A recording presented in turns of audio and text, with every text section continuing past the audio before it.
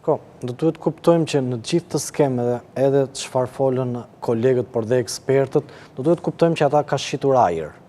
Pra nuk ka asnjë produkt, është një skeme mirëfillt mafioze, është një skeme mirëfillt korruptive dhe ne si qytetar nuk mund të presim që të mbyllet deri te ministri Koka. Pra ne kërkojmë që edhe SPAK-u të jetojë dhe të thellojë hetimet, por gjithashtu dhe të kërkojë një prej njerëzve më të fuqishëm edhe i cili ka bërë edhe mbështetje apo mbrojtjen publike siç ka qenë rasti i Veliait për incineratorët dhe për skemën se si ka funksionuar, ai tashmë do duhet t'japi të paktën llogari ose SPAK-u do duhet të zgjedhë edhe pse kanë hetime të fragmentarizuar, do duhet kuptojmë që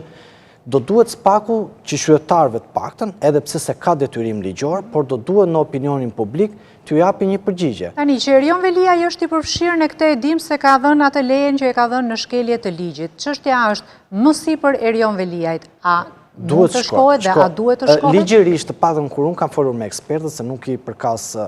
botës juridike, por ka një pengesë tonë që asnjëherë institucionet e drejtësisë e kanë pamundur kur kryeministri është në detyrë.